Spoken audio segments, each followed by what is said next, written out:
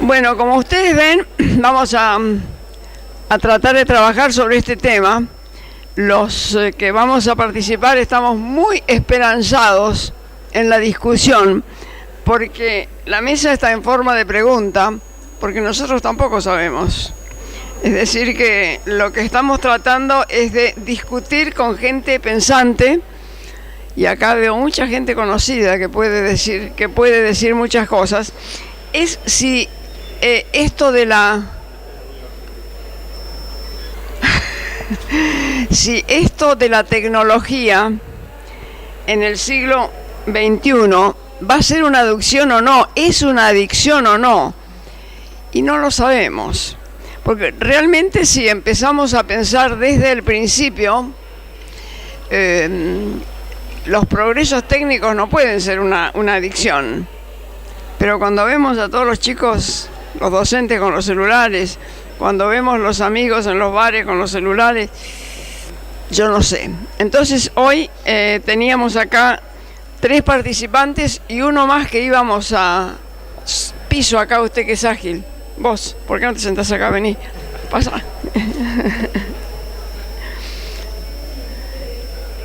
Entonces teníamos hoy 4 participantes, pero uno no pudo venir porque tenía que trabajar, otro tampoco porque tenía que trabajar. Entonces vamos quedando los indiecitos. Alguien tiene que trabajar. Entonces aquí tenemos a 2 participantes y yo voy a participar también. Vamos a dejarlo a Jorge Garramuño que comience porque tiene que irse. Adicto recuperado, sí. Creo que no. No sé si está recuperado o no. ¿No? Mazo. Bueno, entonces vamos a dejarlo que comience él porque se tiene que ir a otra mesa. Jorge Garramuño. Estamos acá 3 generaciones, ¿no? Yo se imaginan que soy la que nació en el 30, así que la generación mayor. Después está la de Garramuño y después está la de Javier. Faltaría mi nieto, pero bueno, no pudo venir. El chiquito, que es al que le pregunto cuando no sé algo de internet, le pregunto a él. Entonces, tenemos aquí a Jorge Garramuño, que es el jefe de la Sala de Internación de INEVA, que ha tenido una larga trayectoria, porque nos hemos conocido desde que empezó a decidir la especialidad, así que somos amigos de tiempo. Va a hablar primero él, entonces, no sé lo que les va a decir, pero la idea es que discutamos después. Yo no sé lo que van a decir ellos, ni ellos tampoco, porque no nos lo hemos dicho, para tener la sorpresa nosotros también de discutir, ¿no? Bueno, adelante, Jorge.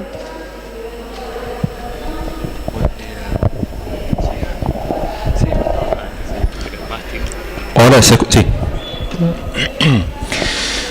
Bueno, buenas tardes a todos. Gracias a Lía, obviamente, que es quien organizó esta mesa y quien me invitó a participar. Mejor dicho, me avisó que me había participado, ¿no?, ya de la mesa, así que bueno, acá estoy tratando de decir algo respecto de esta temática de las adicciones, ¿sí?, a la tecnología o al celular en particular. En cierta ocasión, un escritor entrevistado en un programa de radio contaba la siguiente anécdota. Estaba con su hija a la hora de dormir, contándole el pertinente cuento de las buenas noches, ¿sí? En esa oportunidad había elegido a la famosa Caperucita y al no menos famoso lobo, ¿sí? Y la nena, como siempre en esos casos, le prestaba toda la atención a este papá que le estaba contando el cuento de las buenas noches. Al conocer el desafortunado desenlace, ¿no?, le pregunta al padre: ¿y la abuela no le podía avisar por el celular a Caperucita? No puedo dar más precisiones acerca del escritor, ¿sí?, ni de la entrevista, porque la agarré empezada y no pude terminar de escucharla, pero de todos modos hablaban acerca de cómo cambiaría la literatura si se incluyera, ¿sí?, en muchas de las obras el omnipresente celular, ¿no? Sin hacer mucho esfuerzo, los amantes de Verona, por ejemplo, habrían conocido las delicias y miserias, ¿no?, de la vida conyugal, con un mensajito del tipo: voy a parecer muerto, pero es un truco, ¿sí? No te asustes, nos vemos después en casa. Y lo mismo podríamos decir de un montón de obras, ¿sí? En definitiva, se trata, al igual que el fuego o la rueda, la televisión o el teléfono, de una circunstancia que ha tenido en nuestras vidas un impacto de proporciones difíciles de medir. De hecho, esta charla es una de esos impactos, ¿sí? De cómo impacta el celular, el uso del celular en nuestras vidas cotidianas y también en lo que hace a nuestra vida profesional. Hay al menos, seguramente más, pero dos formas de aproximarse a esta cuestión, a esta temática. Por un lado, una mirada más descriptiva, con un acento, si se quiere, más puesto en lo cuantitativo, a partir de la cual se intenta establecer, por ejemplo, si se trata de una condición patológica o no.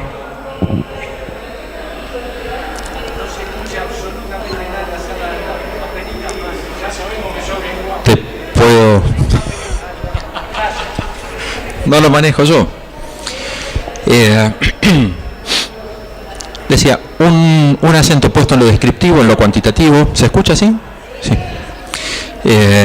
Tratando de, a partir de esa descripción, establecer si se trata de una condición patológica o no, y si lo es, de qué tipo de condición patológica.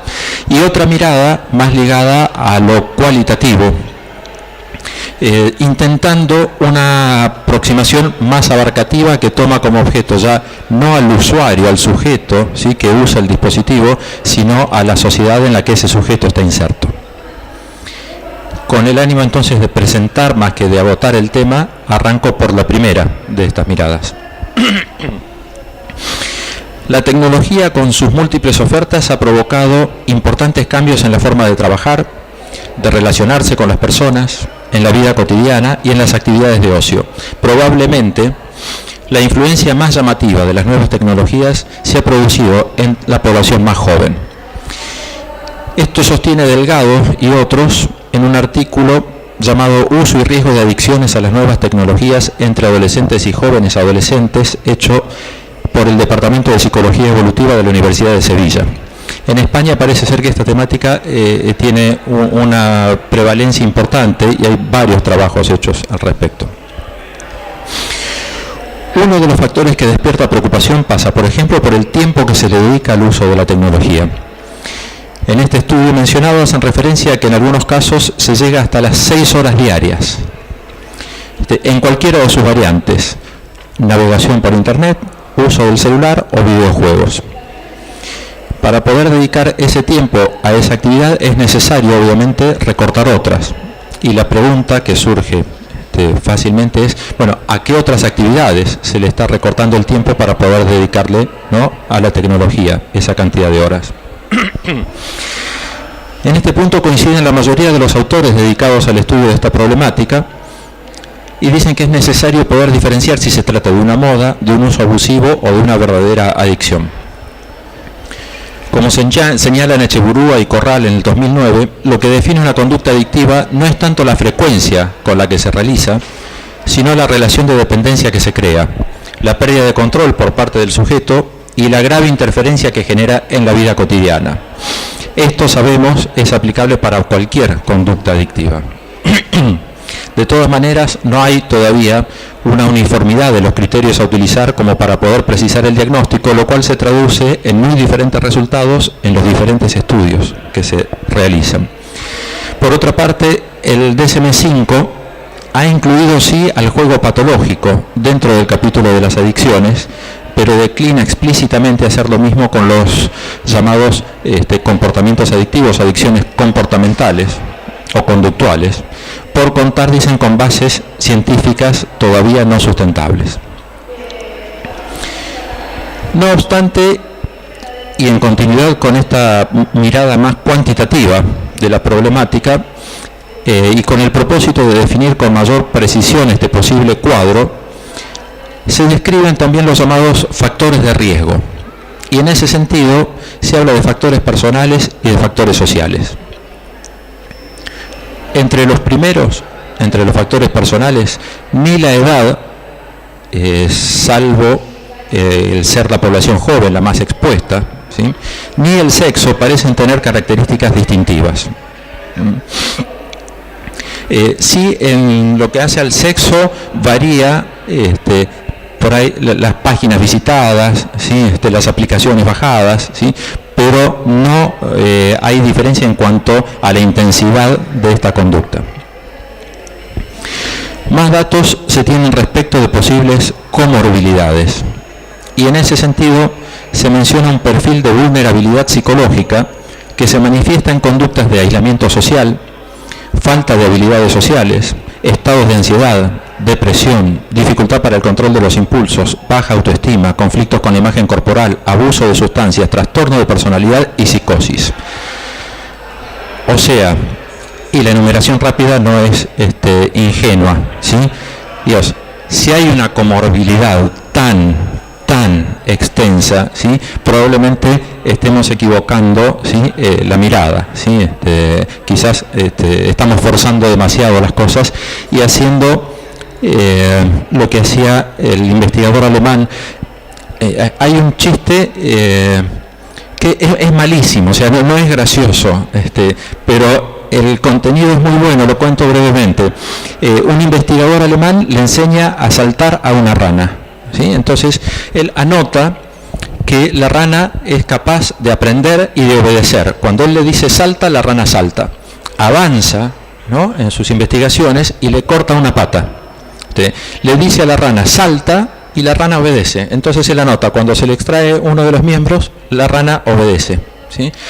Hace lo propio con 2, con 3, ¿sí?, y siempre la rana obedece, ¿no? Y él anota, cuando se le corta, la rana obedece.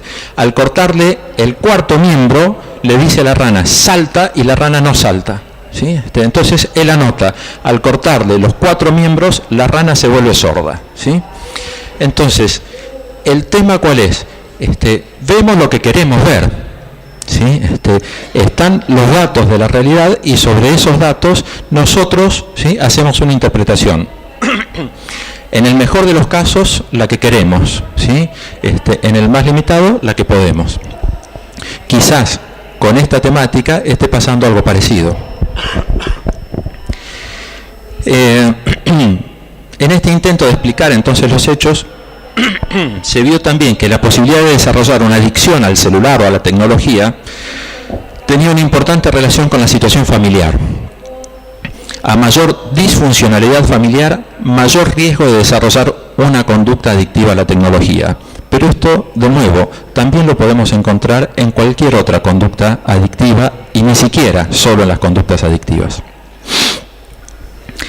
A diferencia de Internet, el uso desadaptativo del móvil puede llegar a ser un abuso, pero no una adicción, porque no se producen ni las alteraciones emocionales rápidas, ni el juego de identidades que pueden producirse en chats y en juegos de rol de línea.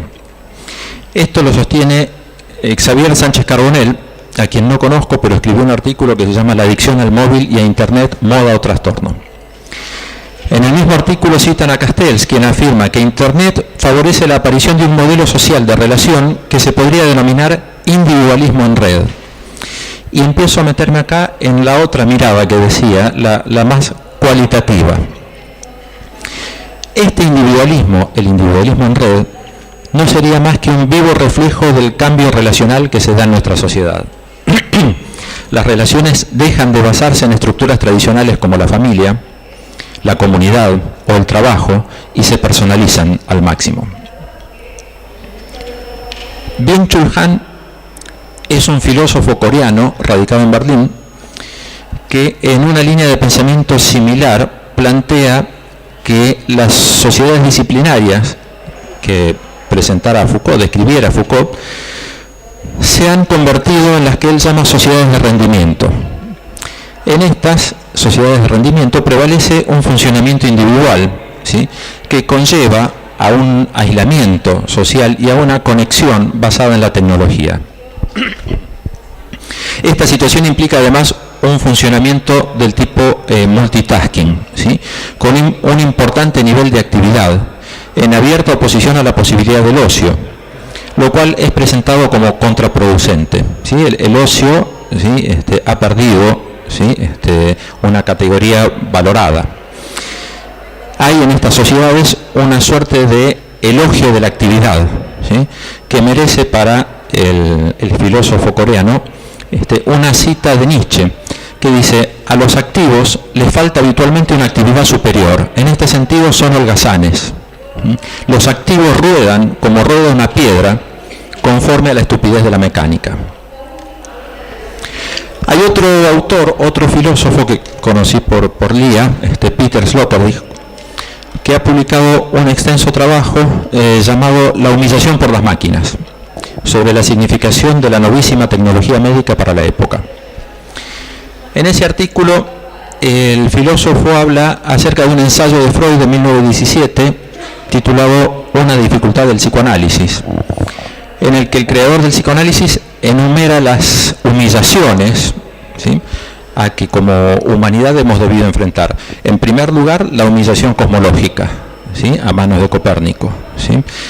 No somos nosotros el centro del universo, sino que es la Tierra la que gira alrededor del Sol.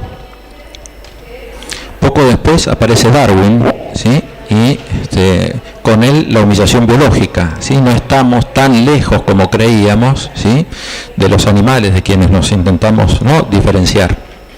Y en tercer lugar, la humillación psicológica, ¿no?, cuando Freud, ¿sí?, nos entera, ¿sí?, que somos dueños apenas de una pequeña parte de nuestros procesos anímicos.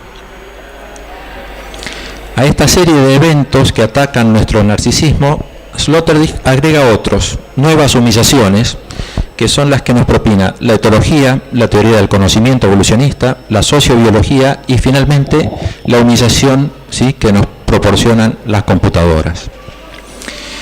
Y vaticina futuras ofensas a nuestro malherido narcisismo, ¿sí? Y lo cito, dice: se anuncian ya otros dos huéspedes siniestros que prometen echar definitivamente al hospedero, el hombre, de su propia casa. Por un lado, la humillación ecológica, que se apresta a demostrar que el hombre de las culturas despiertas solo malinterpreta y destruye a largo plazo los sistemas medioambientales complejos, pero no puede comprenderlos ni cuidarlos. Y por último, la humillación neurobiológica, que saldrá de la alianza entre genética, biónica y robótica y logrará en poco tiempo que las manifestaciones más íntimas y personales de la existencia humana, como ser la creatividad, el amor y la libertad de la voluntad, se hundan en una ciénaga sembrada de fuegos fatuos y compuesta por tecnología, terapias y juegos de poder reflexivos. Ante esta visión casi apocalíptica, deja explicitada no obstante su posición que él mismo llama de psicohistórica, por la cual plantea que toda historia cultural es la historia de la reformatación de los narcisismos. En otras palabras, la historia de la lesión y regeneración de sistemas inmunológicos mentales. Es decir, deberemos encontrar, una vez más, la manera de recuperarnos de esta nueva humillación. Simone de Beauvoir decía respecto no del celular, sino del teléfono, ¿sí?, una frase que con la que quiero cerrar la exposición de hoy. Decía: el teléfono no acorta las distancias, las reafirma. Quizás podamos pensar entonces en qué es lo que está reafirmando el uso masivo de los celulares para poder empezar a trabajar sobre eso y a partir de ahí saber si estamos ante una posible conducta adictiva, ¿sí?, de los sujetos, ¿sí?, o ante una conducta de la sociedad, ¿sí? Muchas gracias.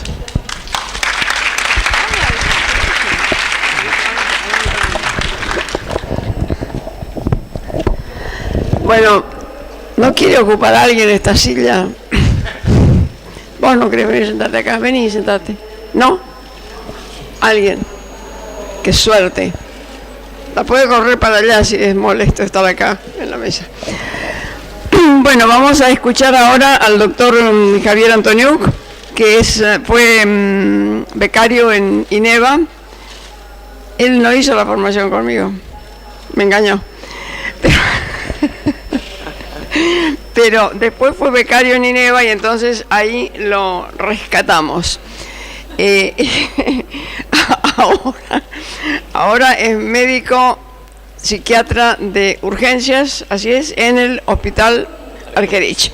Y él va a hablar, no sé de qué, de algo. Yo quería comentar algo de lo que dijiste en relación a esto de que los teléfonos, los aviones no acortan distancias, alejan. Yo quiero vivir en una aldea con todos a paso, ¿no? Que uno pueda visitarlos, ¿no? En otros mundos. Así que yo no sé si las distancias o las situaciones internas cambian, ¿no? Pero no lo sabemos. Javier, todo tuyo. Bueno, buenas tardes.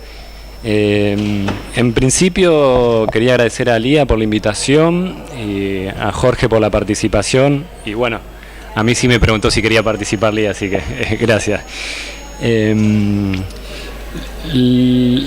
Cuando me propuso Lía participar de esta mesa, una de las cosas que se me vino a la cabeza es cómo habrán sido los cambios sociales y culturales con la aparición de otras tecnologías en el pasado.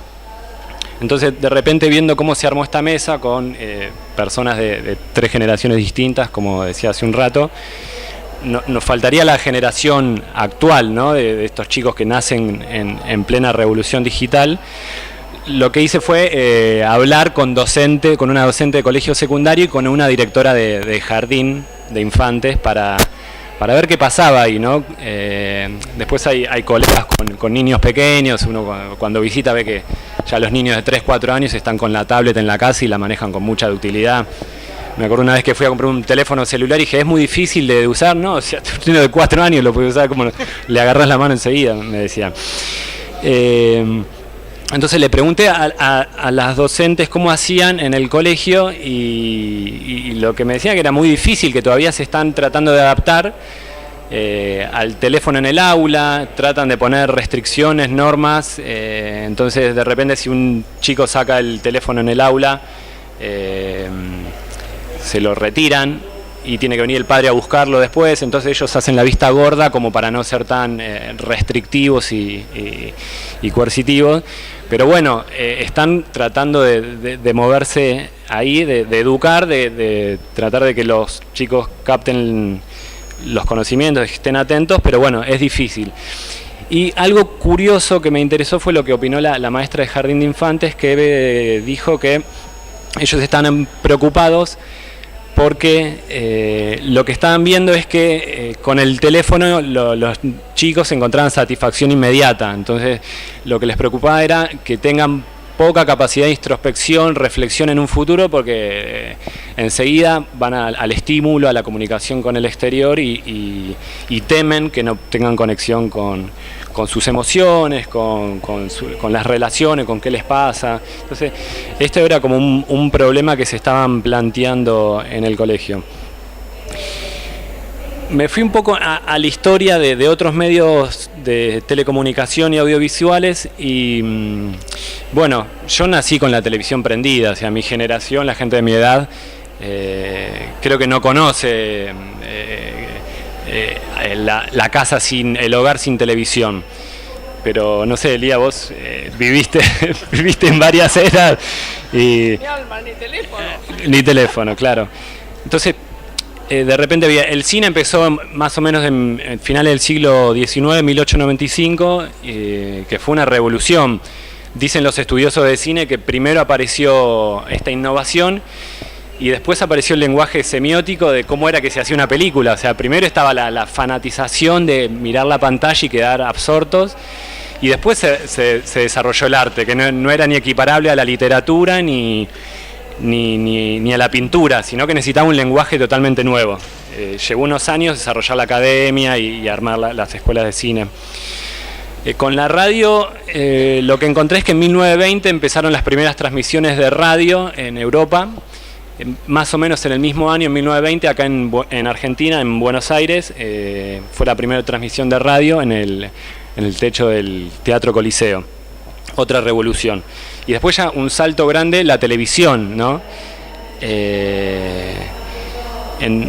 Más o menos en 1950 llega la televisión a la Argentina, Yo me puse a investigar y me puse muy curioso con el tema y encontré un documental de Andrés Di Tella, que es quien está a cargo del Instituto Di Tella, y él cuenta que no hay ningún registro testimonial de los años 50 de cómo era la televisión, cómo eran los programas.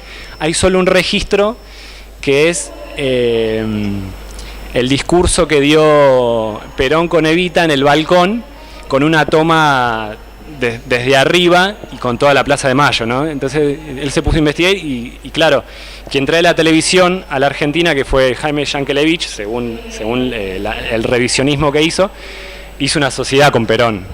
Entonces le compró primero la radio, después le facilitó para que traiga la televisión. Bueno, anecdótico esto. A lo que quiero ir es que llevó un tiempo adaptarse también a la televisión.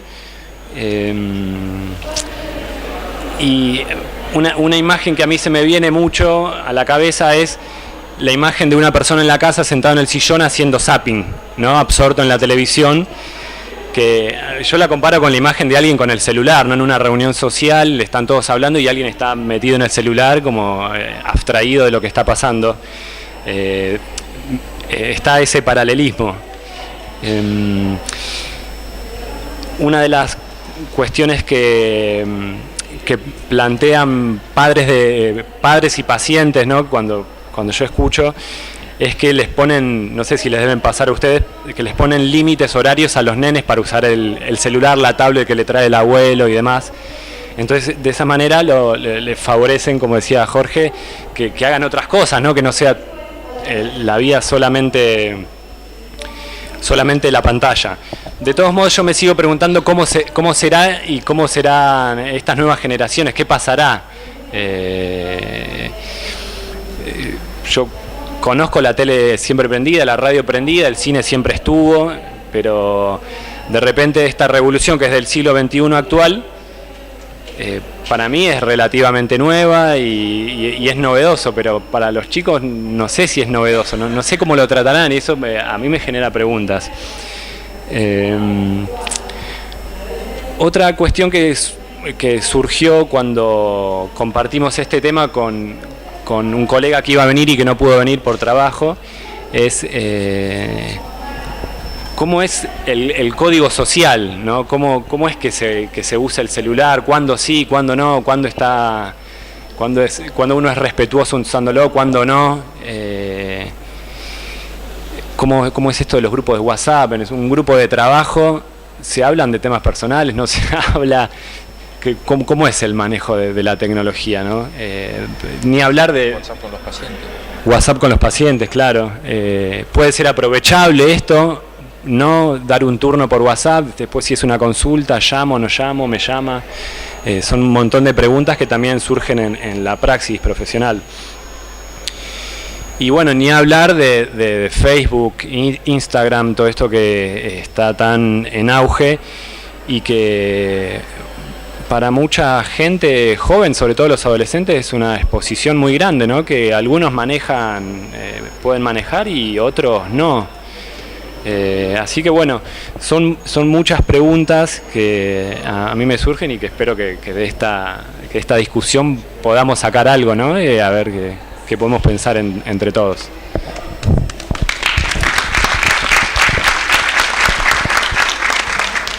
Bueno, gracias Javier. Yo quiero decir primero que cuando presenté esta mesa, yo no tenía celular, tenía uno que pedí, me dan el peor, por favor, era uno chiquitito que me servía porque mis hijos me compulsaron a que tuviera un celular por si necesitaba hablar. Y ahora tengo esta maravilla, que la amo, porque hablo con mi hija que está en Nueva York por este aparatito y la veo. Entonces, parecería que el tiempo fue tan rápido que desde que yo pensé esta mesa, ahora, bueno, seré yo una adicta, pero eso no es lo peor. Lo peor es todo lo que ocurre con, yo pondría algunos puntos, que es lo que ocurre con los inventos. ¿Cuál fue el gran invento? Yo creo que el invento más grande del Homo sapiens debe haber sido la rueda. Poder trasladar piedras enormes con una rueda debe haber sido algo realmente nunca imaginado. Y siguieron otros inventos. La máquina fue teniendo independencia. La máquina de coser, ustedes se acuerdan, no sé si saben, que fue un escándalo. La máquina de coser les quitaba el trabajo a las costureras. Y había un cantito cuando mis chicos eran chicos que decía triqui triqui, triqui traca, maquinita de coser, ingeniosa, maravilla, ¿quién te ha visto? ¿Qué más ve? La máquina de coser. Siguen los inventos y la rueda debe haber sido más importante que el cuatriciclo de Ford con el motor de 4 cilindros. ¿Es así o digo algún disparate? ¿Es así? Porque no era para nada. Bueno, no, 4 cilindros no para nada. Yo quisiera tomar más prolijamente algunos ejemplos que dio Kafka. Y Kafka, ustedes saben que trabajaba en un lugar donde tenía que discriminar cuáles eran los obreros que se habían dañado por el trabajo con la máquina, fuera culpa de ellos o fuera culpa de la máquina. Entonces hay uno de los prologuistas de la obra completa, que fue Juan Forn, en el prólogo de los textos, acercó algunas formas posibles de esto, que sería, ¿qué pasa con la maquinización de la ambición? Y la maquinización de la ambición se transforma en máquina de someternos, a través de la política, o a través de lo económico, o a través de lo que sea. ¿Qué pasa con la maquinización de la publicidad? Y la maquinización de la publicidad nos transforma en gente que podemos falsear todo. Cómprese esto que es lo mejor y no sirve para nada. Y además nos lleva al consumismo.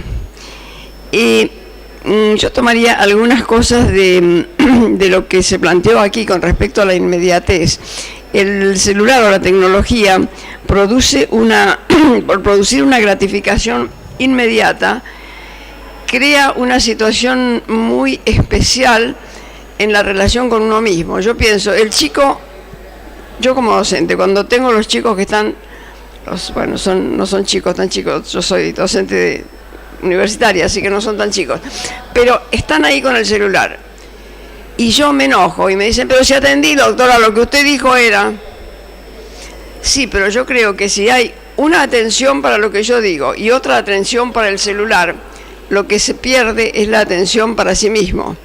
La conexión con el sí mismo me parece que está tal vez disminuida en todo caso. Pero no sé, porque tal vez, si me planteo como evolucionista, tal vez al momento que llegó, al punto que llegó en este momento el Homo sapiens con la evolución, capaz que todas las conexiones son más rápidas y capaz que pueden. Y yo, como tengo 1000 años, me creo que no pueden. Y realmente estamos en un error pensando que es una adicción, porque ¿es una adicción haber adoptado la rueda? No. ¿Es una adicción operarse de cataratas? No. ¿Es una adicción tener prótesis dentarias? ¿Es una adicción que un corredor pueda correr con 2 piernas ortopédicas? Entonces, ¿qué es lo que falta acá, no? Hay una situación muy difícil para mí es muy difícil tomar una posición, ¿no? Y además el tiempo corre tan rápido que, bueno, si no nos apuramos, no se puede parar esto. El punto es que la tecnología avanza de una manera que nosotros no podemos de ningún modo frenar. Entonces tenemos que ver qué hacemos con esta tecnología. Jorge mencionó la humillación de las máquinas de Sloterdijk. Tiene otro antes, que es la respuesta a la carta sobre el humanismo de Heidegger, que ustedes lo deben recordar, que es las reglas para el parque humano, donde plantea una cantidad de situaciones que tienen que ver con qué hacemos con este progreso de la tecnología. Yo tomaría también algunos aspectos que tienen que ver con la evolución del Homo sapiens, ¿no? Y creo que no termina de estar claro qué es lo que pasa a lo largo del tiempo con la evolución. Colombek, que es un profesor universitario que ustedes habrán visto en la televisión, que tiene unos programas sumamente lindos de divulgación, cuando se plantea esta cosa evolutiva de si nosotros descendemos del mono o no, él dice no descendemos del mono, somos monos australianos, esta es la realidad, somos monos australianos con algún tipo de organización distinta.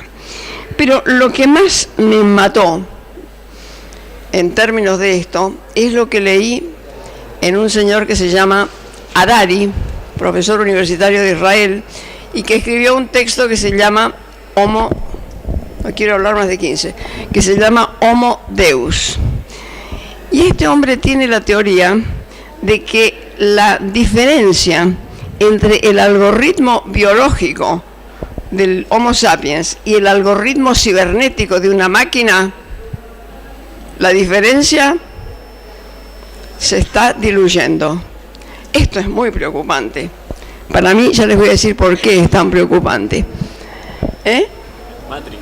Claro, ellos dicen que es Matrix. Yo no vi Matrix, pero bueno, parece que la tendría que ver. Ellos ven Matrix.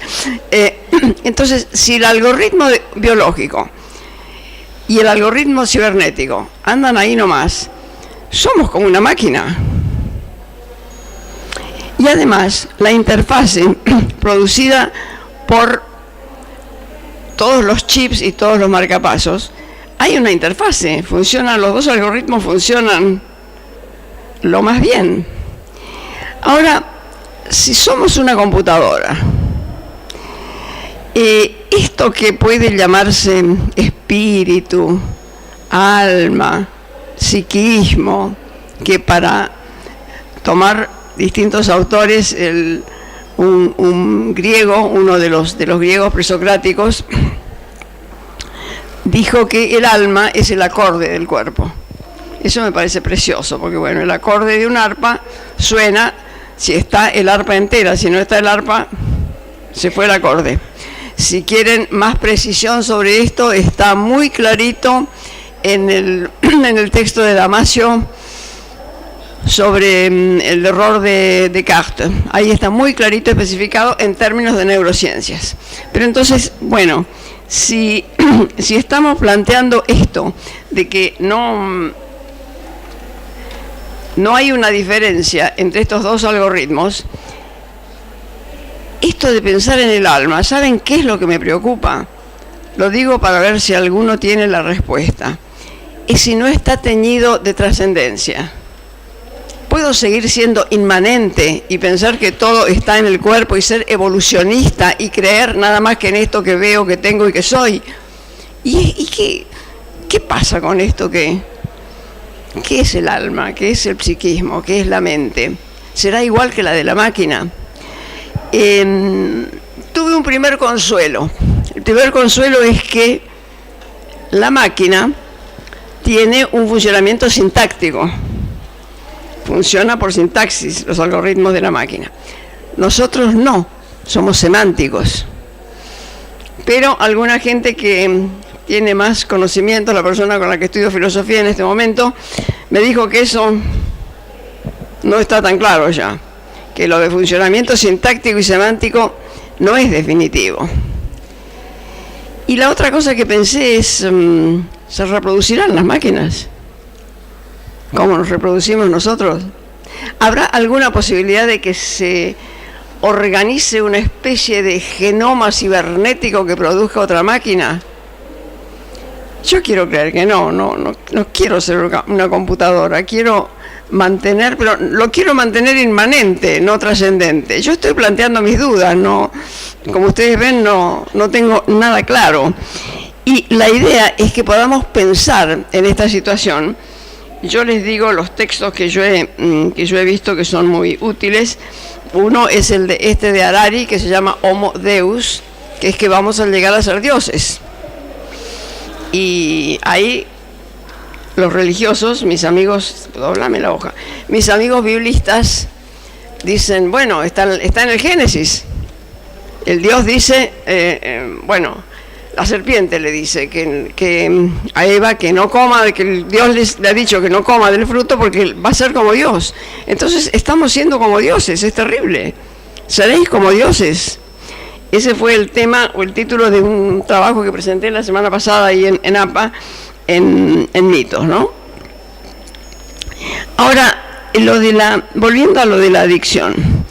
Mientras yo estoy escribiendo esto, cuando lo escribí hace tiempo, un operario en mi casa llama por celular a su jefe, le saca una foto a lo que ha hecho para decirle cómo sigue y qué hace.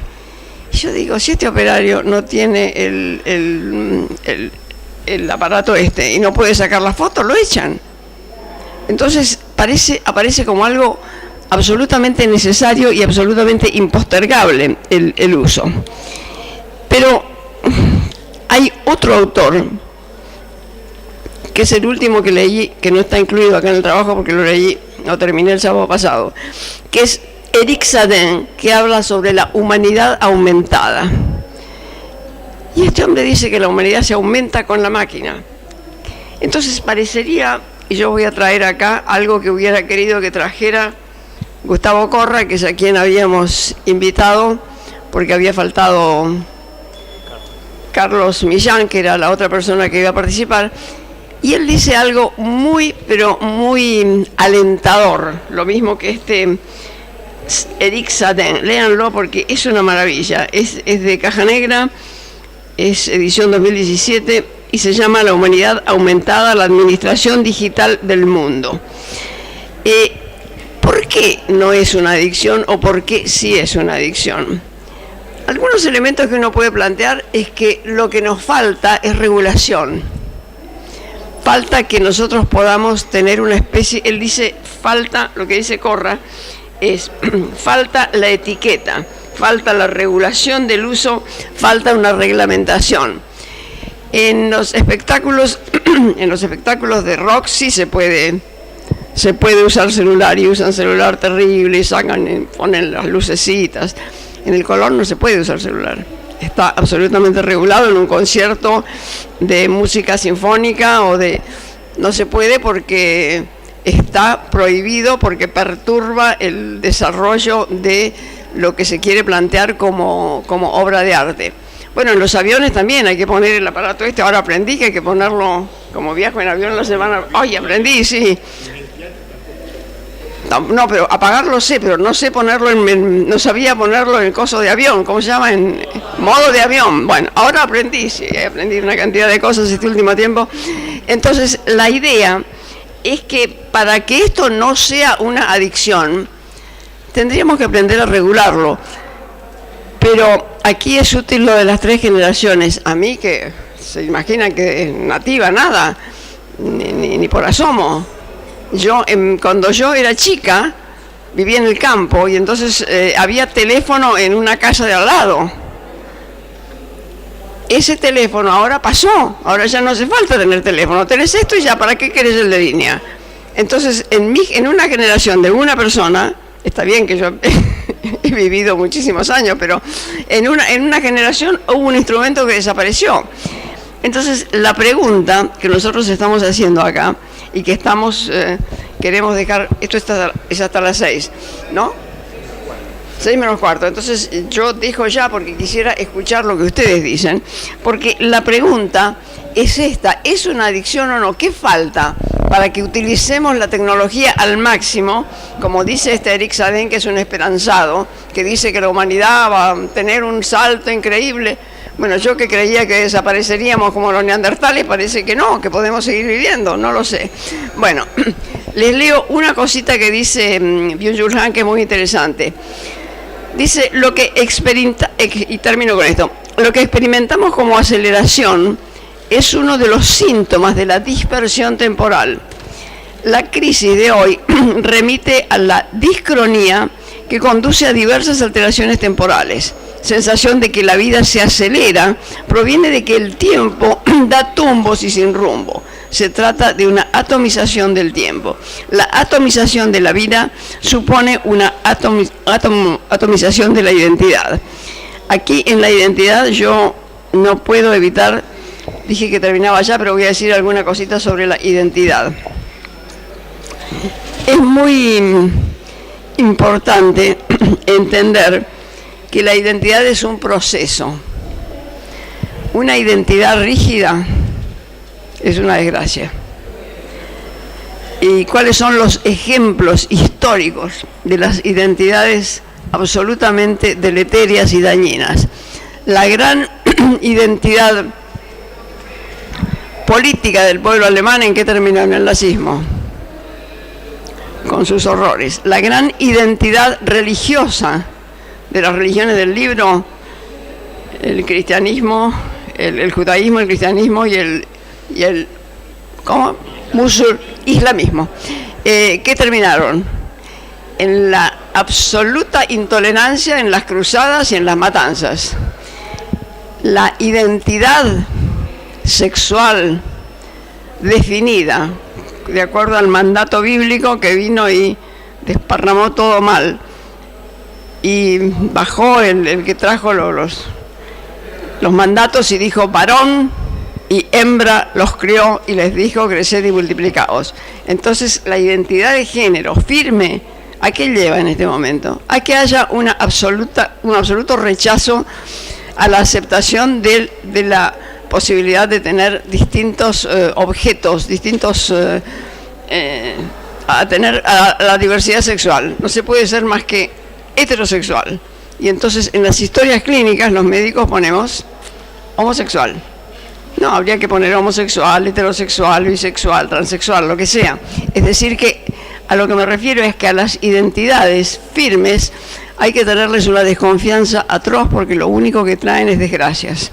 De modo que la identidad nuestra como Homo sapiens anda ahí caminando. Capaz que le tenemos que incorporar una máquina, y capaz que la humanidad aumentada es esta que dice Satán, que es una humanidad en la que podamos incorporar la tecnología con reglas para que no sea una adicción. Bueno, ahora tenemos 20 minutos o casi media hora para que ustedes opinen. Gracias.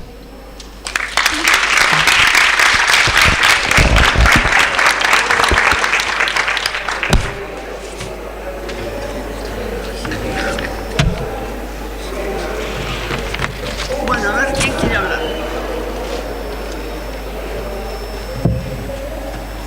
Ahí.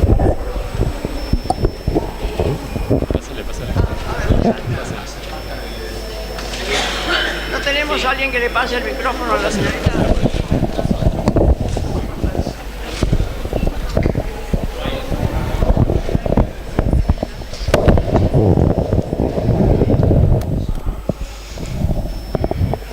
Bueno, buenas tardes. Mi nombre es Diana Watman, soy psicóloga. Pensaba, bueno, que como todos los adelantos tecnológicos, depende su uso, tendrán beneficios, y si el uso es inapropiado, demasiado extenso, traerán las complicaciones de las que estamos hablando.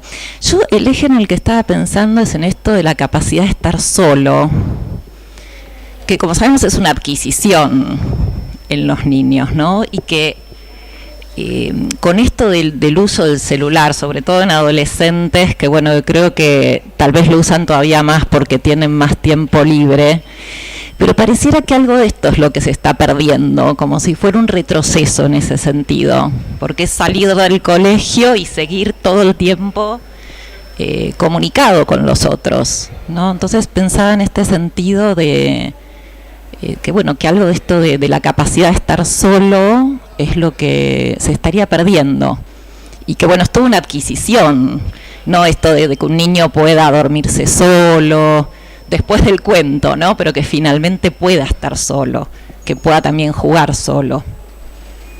Pensaba esto.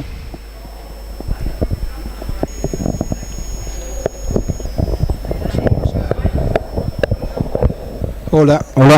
Bueno, acá Lía. Primero un placer, después de tanto tiempo, nos conocemos hace como 30 años del hospital, y bueno, un placer volver a escucharte, Lía, con Jorge, amigos.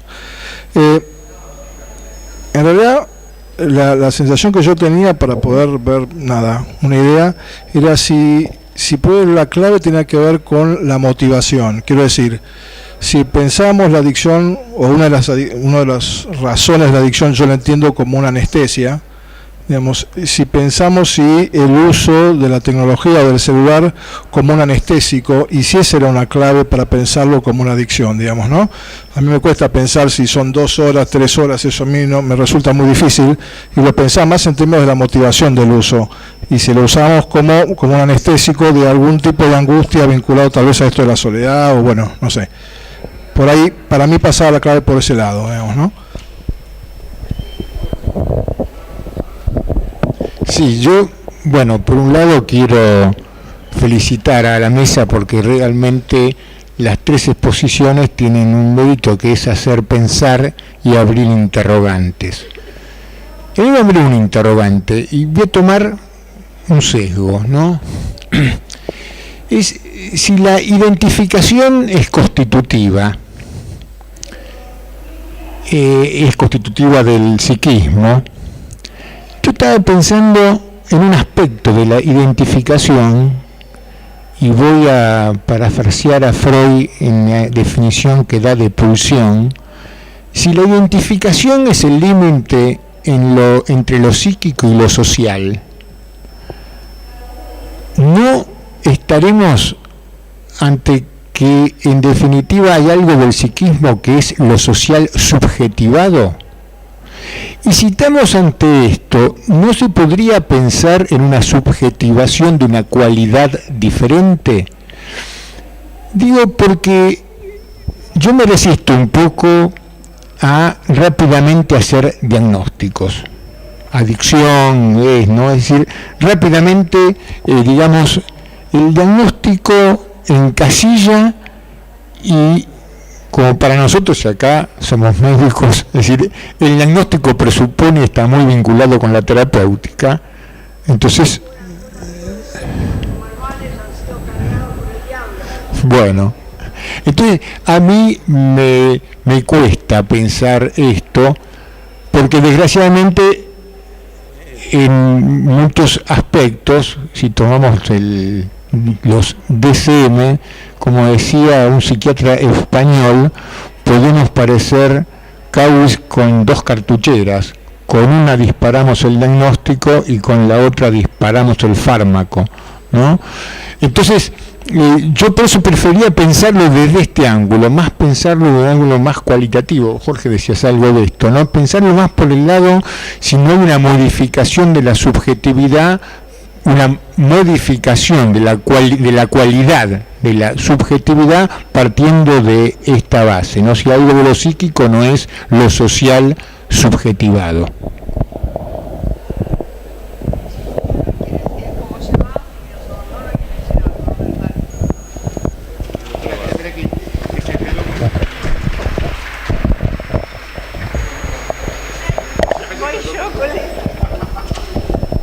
Con otra tecnología esto no pasaría.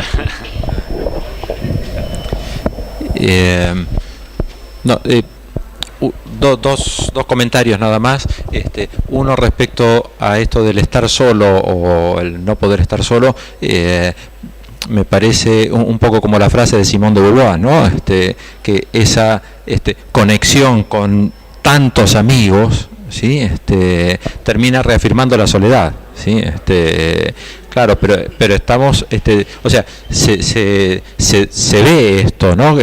Esa conexión está al servicio de ocultar, de anestesiar, ¿no? Una soledad, ¿sí? Que queda digamos, puesta de manifiesto cuando me clavaron un visto y no me contestaron, ¿no? Y el estado de angustia que genera eso. Y por otro lado, me interesaba lo que planteabas, Lía, también respecto de, bueno, si las máquinas pueden reproducirse o no. Digo, eso no me asustaría, no, el tema es, bueno, si al hacerlo sentirían el placer que nosotros, ¿sí? O sea, el punto es ese, me parece, ¿no? No la reproducción o no, sino, digamos, esto de la vivencia subjetiva, ¿sí?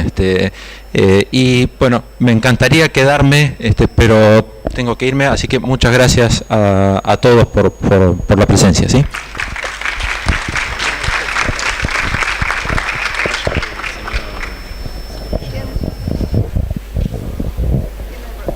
alguien que quería? Sí, allá.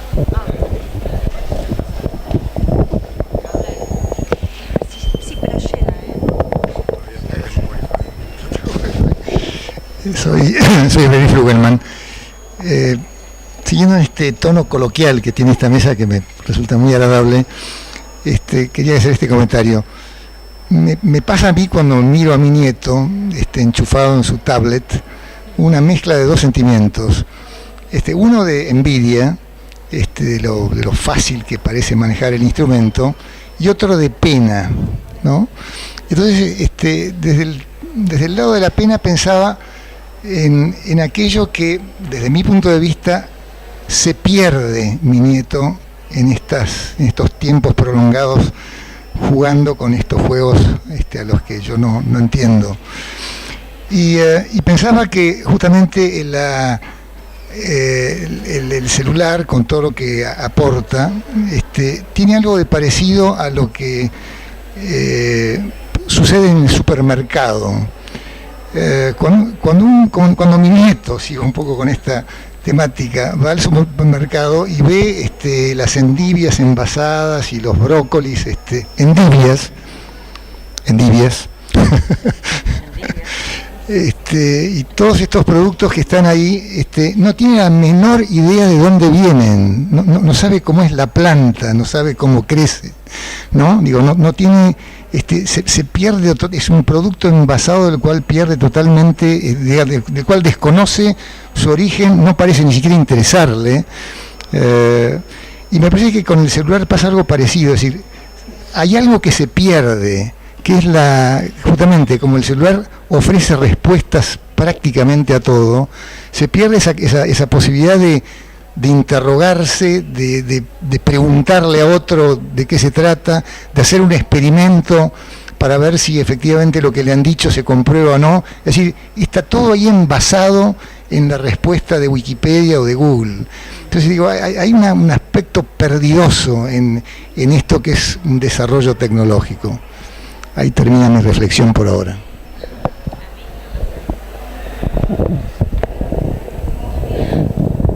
Hola, yo me sumaba un poco a tu reflexión inicial en esta pérdida de la soledad, y quería sumar un poquito más. Me parece que lo que se pierde es el concepto de la intimidad. Yo trabajo con adolescentes y un poco siempre, hablando un poco de las generaciones, estaría más, creo, entre la tuya y la de quien se fue, les comentaba que para mí era un desafío, un momento maravilloso escribir mi diario íntimo cuando yo era adolescente, y ahora está fuera de moda y la intimidad se escribe en las redes, en el Facebook, entonces están expuestos a la agresión, ¿no? Yo subo una foto y me pongo una jovencita, casos que he escuchado, ¿no? Mostrando su físico de jovencita, y después alguno que te publica algo respecto a si estás gorda, entonces ahí el concepto de lo íntimo, de lo que a mí me pasa, de ese encuentro con mi intimidad en el diario, se perdió, me parece. Y una cosita más, esto que vos, Lía, decías en las clases, cuando la atención doble, ¿no? El poder estar atento al celular y a tu clase. Y hoy, antes, a la mañana, fui a otra conferencia que hablaban de, no me sale bien la palabra, mindfulness, algo así, que es atención plena. Y ahí mismo se decía, lo que antes era natural, como que yo estaba atento a lo que estaba haciendo, ahora lo tengo que reaprender, porque como vivo en paralelo, es más importante, si voy a salir con mis amigas, la previa que sucede en el grupo de WhatsApp, que lo que termina sucediendo en la realidad.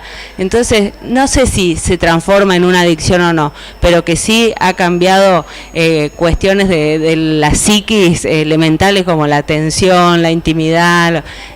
Me parece que hay pocas dudas nos quedan, ¿no? Gracias, buenísimo.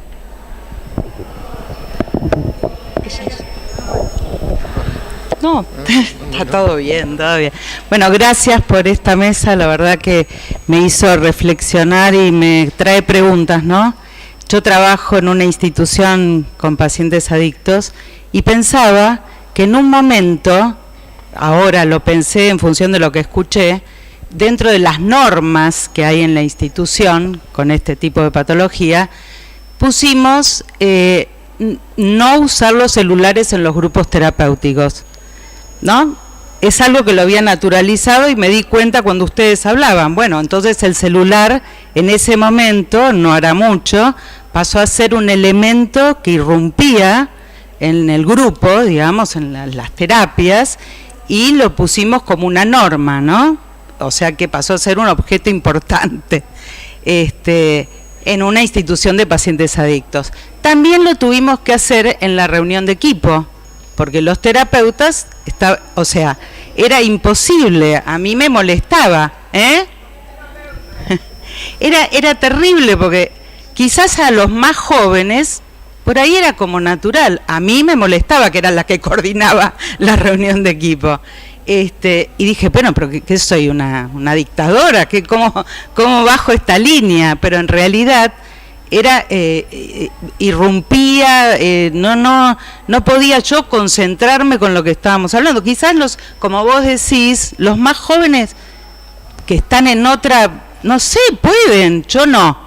Con lo cual digo, más allá de las adicciones, creo que es un objeto, el uso, el abuso, la dependencia, creo que también se puede usar. Otra cuestión es el WhatsApp. El WhatsApp, grupos de trabajo que tenemos WhatsApp de 50 personas. Es imposible, ¿no? Ya llega un momento que hubo peleas en el WhatsApp. ¿Se puede pelear uno por WhatsApp? Pregunto. ¿Puede uno discutir política por WhatsApp? ¿Se replica la grieta en el WhatsApp? Bueno, a mí me pasó, no sé si a ustedes, me tuve gente que salía, que volvió al WhatsApp, una cosa pero que enloquece, de alguna manera enloquece, ¿no? Enloquece entre comillas, pero creo que son cosas que me dispararon a pensar, ¿no? Sí. 2 o 3 comentarios generales y alguna pregunta. Primero, me gustó la línea de Jorge Garramuño de los inventos que amplió la doctora Ricón como inventos que revolucionaron a la humanidad. Indudablemente el celular es uno de ellos, con algunas diferencias con los anteriores. Es mucho más complejo y el desarrollo es mucho más vertiginoso. Digamos, desde que se inventó la rueda hasta que se le sacó el máximo provecho, pasaron milenios. Desde que se inventó el celular hasta ahora, y que no sabemos cuál es el máximo provecho, han pasado 2 o 3 décadas. Y esto hace que, creo que la principal consecuencia a nivel general es que el psiquismo se tiene que ir acomodando a un mundo totalmente nuevo que para algunos, cuando nos criamos, no existía ni siquiera la posibilidad, no era ni siquiera un cuento de ciencia ficción. Y ahora lo tenemos concreto y vigente. Si esto puede generar adicción o no, así a priori, y tratando de condensar todo lo que escuché, y me da la sensación de que puede llegar a generar adicción en algunos, tal vez cuanto más joven más riesgo, pero quería en relación a esto decir primero 2 preguntas. ¿Cuántos de los presentes no tienen un celular? De los que estamos acá. ¿Cuántos no tienen celular? Bueno, ¿somos todos adictos? No. ¿Cuántos no lo usaron en las últimas 2 o 3 horas? ¿Somos adictos? Me parece que no. Y un comentario de una observación, obviamente no es la primera reunión en la que estoy, y en la mayoría de las reuniones que estuve, vi un alto porcentaje de presentes utilizando el celular. Acá no. Seguramente es la autorregulación y el título de la exposición.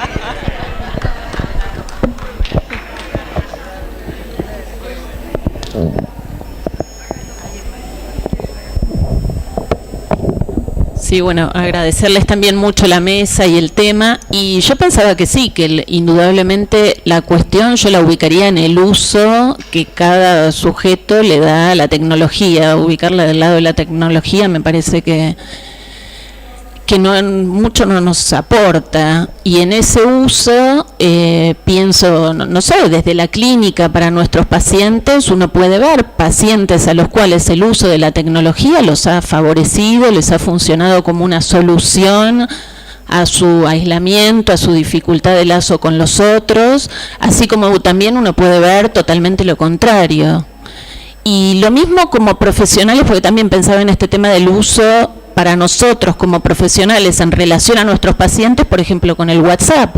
Hay pacientes con los cuales funciona responderles por WhatsApp, y hay otros pacientes que son una catarata y uno está más bien atento a cómo acotar algo de eso y no contestar, o cambiar por una llamada telefónica, o cambiar por citarlos a una entrevista. Y del lado de los profesionales lo mismo. He trabajado durante muchos años con residentes y tenía que marcarles también a los residentes que cuando estábamos en una entrevista no se contestaban WhatsApp, porque entrevistábamos a los pacientes y a la par ellos mismos chateaban con no sé quién. Entonces, bueno, me parece que en cada caso va teniendo usos distintos.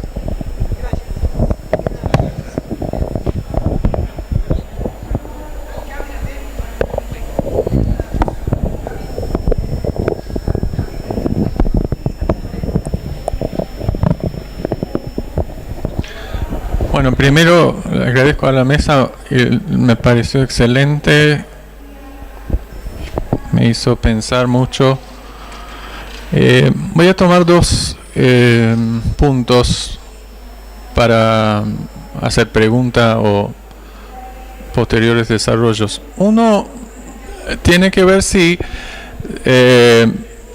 el uso de celular no requiere hablar sobre este tema, incluir sobre el tema de lo virtual, porque una cosa es el celular como un aparato, algo que tiene que ver con la tecnología, y otra cosa es esta relación que genera con lo virtual.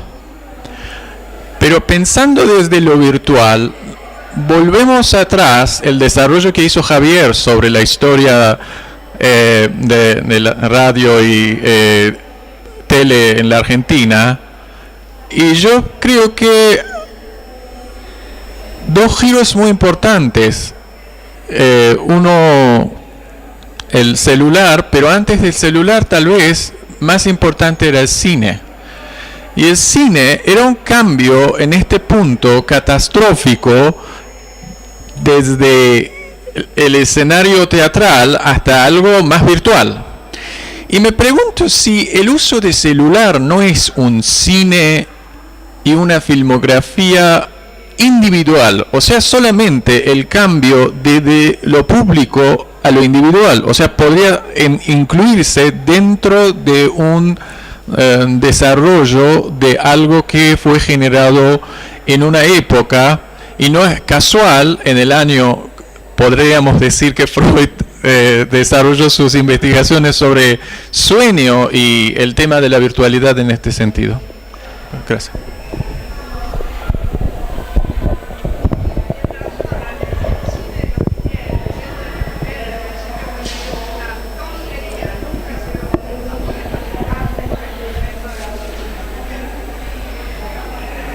Bueno, antes que nada, gracias a la maestra Aliada Ricón y a Javier por la exposición. Me parece brillante la temática y me pasaron un montón de sensaciones mientras escuchaba la disertación, y cayeron como un par de cuestiones a mi mente mientras los escuchaba. La primera es que hay muchos estudios que desarrollan el efecto orgánico que el uso del celular trae, sea desde la radiación que emite, cómo la tiroides capta esto, y hay casos de hipo e hipertiroidismo asociados al uso de celular, el insomnio provocado por la radiación gamma emitida por los celulares, con el consecuente daño alostático que esto trae a todo el circuito neuromoral y a la producción de citoquinas proinflamatorias y al deterioro de múltiples funciones.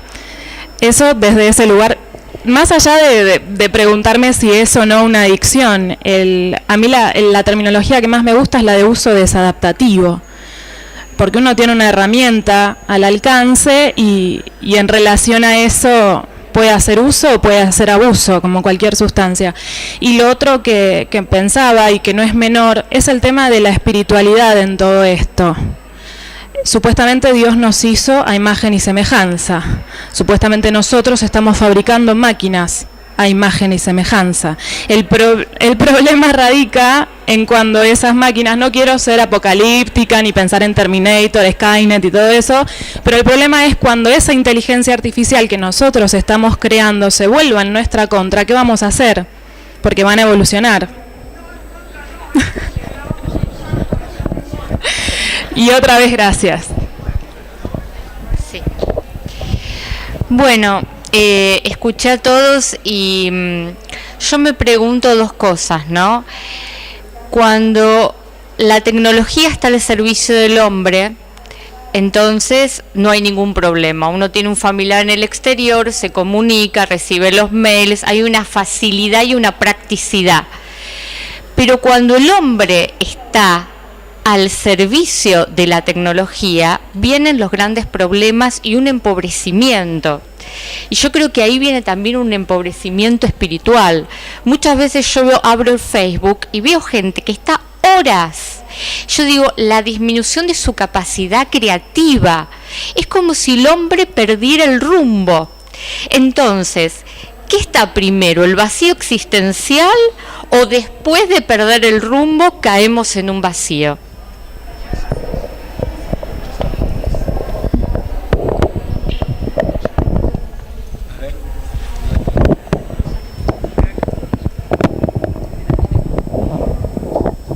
Ay, que matamos a alguien ahí en el camino. Bueno, les quiero decir que hemos, no sé si anoté todo, pero tenemos acá 12 ideas, tal como yo lo esperaba. Ha habido una gran producción de este grupo, porque lo que piensa un grupo jamás lo puede alcanzar a pensar una persona sola. Entonces yo les voy a mencionar. Las cosas que se mencionaron fueron la falta de posibilidad de estar solo, que hay miren de quién, de Fray Luis de León, que decía: a mis soledades voy, de mis soledades vengo, porque para estar conmigo me bastan mis pensamientos. Este no necesitaba celular. Después, los escribí así.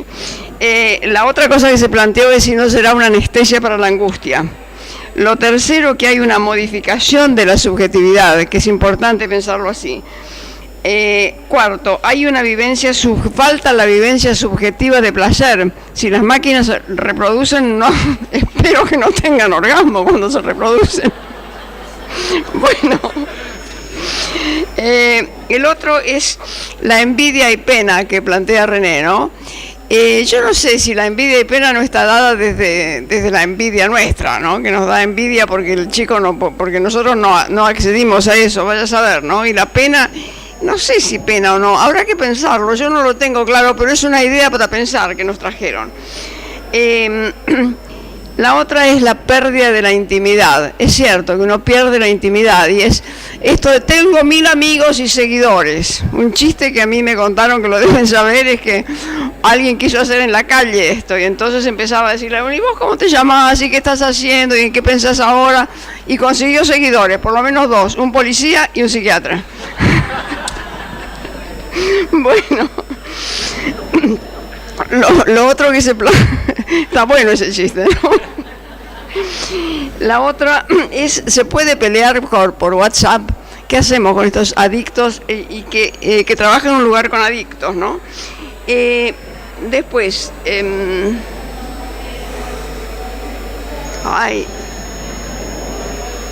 bueno, creo que los otros dos que siguieron es la dificultad que tenemos, y volvemos a lo que planteó, y que lástima que no está acá Gustavo Corra, que es que lo que falta es regulación. Si lo regulamos, capaz que lo podemos utilizar en nuestro beneficio, Y no tenemos que tener miedo que las máquinas salgan caminando y nos maten, que esto es terrible, ¿no? Un código. Bueno, la otra cosa que trajo Cami, que me pareció muy importante, es que podemos entender también la tecnología como algo que nos permite acercarnos a lo virtual de una manera distinta a como lo hacíamos antes de la tecnología. Lo que trajo Florencia es muy interesante porque todo el efecto, así en términos de ciencia dura, ¿no? Todo el efecto que hay por el uso de los celulares. Hay problemas en el oído también. Y hay mucha bibliografía sobre los efectos concretamente negativos y específicamente negativos. Y la última, ¿qué era? Había una. Ah, lo espiritual que planteó. ¿Cómo te llamas vos? Mariana. Claro. Bueno, la falta de lo espiritual. Ahí yo me conecto con... Yo soy evolucionista, totalmente atea, así que no quiero tener esta cosa trascendente que me está viniendo si es que no soy o soy una máquina, que no sabemos qué es lo que vamos a elegir.